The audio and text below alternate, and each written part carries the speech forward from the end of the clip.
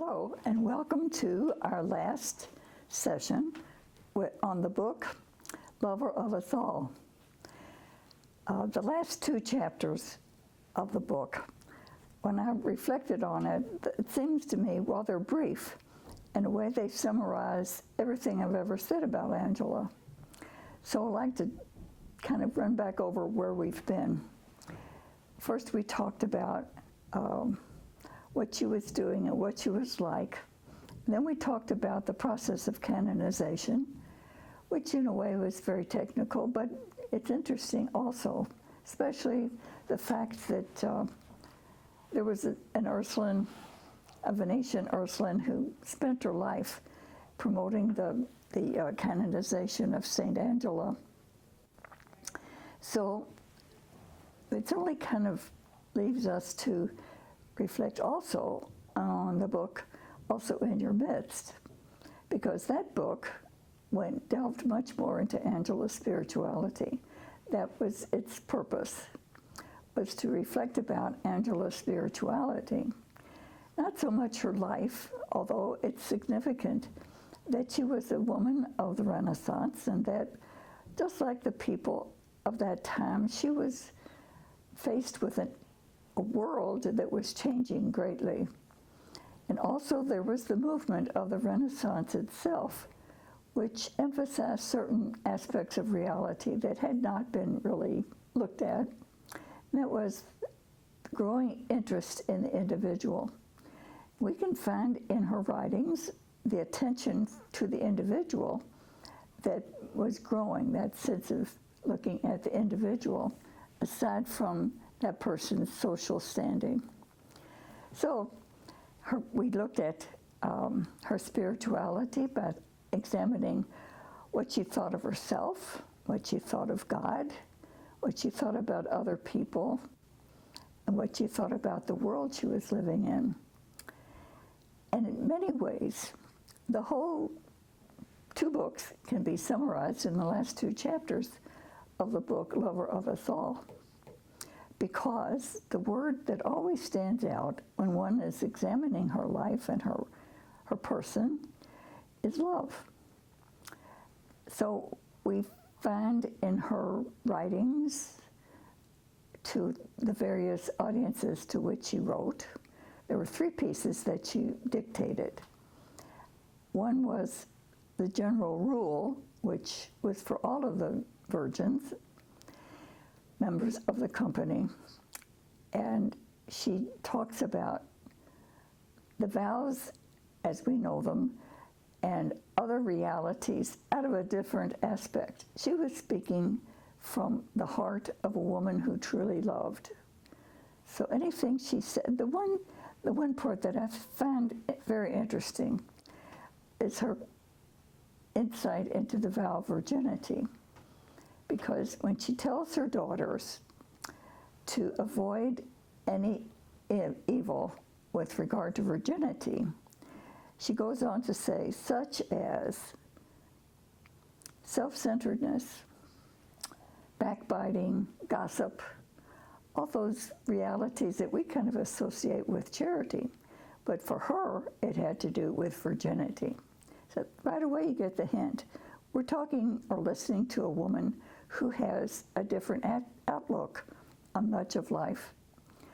So her own understanding of herself and of God and of other people, especially other people, we realized that she was a woman of great love, a woman with a great heart that took in the broadening understanding of the earth, because this is the time when finally they could settle once and for all that the world was round and not flat, and that the world went around the sun instead of everything circling around the earth. That was earth-shaking at the time. I mean, some people lost their lives because of that. But Angela kind of missed that part of it. She never talked about the earth as such, but her respect for all things kind of gives us an idea about how she looked at the world and all that was in it. And all had to do with the sight of love. she looked at everything with love. Love almost always includes gratitude. So we found her as a happy person. She encouraged her daughters to be happy. And so she saw joy and peace and patience, those fruits of the Holy Spirit. She expected those to be present in the lives of her daughters because she herself was filled with love, joy, peace, patience, kindness, mercy, whatever, all the rest of the fruits of the Holy Spirit. That, of course, I think, set her as an outstanding member of the Renaissance people who were beginning to appreciate beauty in a new way. Look at the great artists who were working at that time, the great architects. Look at all the art that we have from that particular period. We have no idea if she ever went to view those masterpieces. I don't know if she ever saw David. We don't know that she went to Florence, but she went to other places that would have exposed her to a lot of beautiful art. Merici was one of her friends, and Merici was, well, not the best or the most known of artists, but he was a decent artist and known in his own area. So she was a person who was aware of beauty. So we come finally then to the end of our reflections on Angela's spirituality, and it gets summed up in she was a lover. She saw herself as a lover, and she saw God as a lover, the lover of us all. She always spoke of God as my lover, my spouse, which is such an intimate way of speaking about God and knowing God. That's how she knew God. That's a profound spirituality that we encounter with her. And she lived it. And because she lived it, it shows itself in love. So she loved her daughters, each one in particular and all of them in general. And she loved those who were surrounding her. You know, so many saints, well, partly because of their times, the women most often went to the convent, with many exceptions, but many holy women were in a religious community. But Angela wanted to stay in the world, which says she loved it. Why would she leave a reality that she loved? So she loved the world, and she loved the people who were in the world, rich and poor and young and old, the wealthy, the nobility, and the beggars at the door. So what a wonderful person she was, filled with hope. Hope in God's fidelity. She often reflected about God's fidelity to her, and so she spoke about that. We need not be anxious, she says, if you do your best. And another time she says, what reason have you not to thank the divine majesty? I say that to myself a whole lot. I don't think of God as divine majesty, but that was one of the titles that Angela gave to God. What reason have you not to thank the divine majesty? So she was a woman filled with gratitude as well as love and concern for others. That was never a burden to her. She told her leaders, when she was talking about the charge that they had to take care of the company, she said, this charge ought not to be a burden to you, which is another wonderful way of looking at what we do, because sometimes we feel so burdened, all this good we're supposed to be doing. So we run around being do-gooders, and it's like, relax, would you? Enjoy it, because you're doing something good, and that's not a burden. It may cost you a lot. I mean, ask any mother and father who get awakened in the middle of the night by a crying baby. I'd much rather sleep, but I have to get up and take care of that baby whom I love dearly. And so it's not a burden. I may be dead on my feet the next day, but even that is not a burden because it's done for love. So that's kind of the way she approached life, that whatever she did, all the traveling that she did, and believe me, that was tough work to go. I mean, I can't imagine even riding a horse from Brescia to Milan. She probably didn't ride a horse. She probably rode in a wagon, which cannot have been very comfortable, or else she walked a good bit of it. She was a peripatetic holy person because she walked so much. She had to get from place to place. But it was done with joy and with a heart that was not burdened. She was free. I don't know about you, but I envy that. I want my life to be like that too, because it reflects her understanding of who God was. God was her lover, and lovers do things for one another, not as a burden, but as a joy, as a way of expressing love.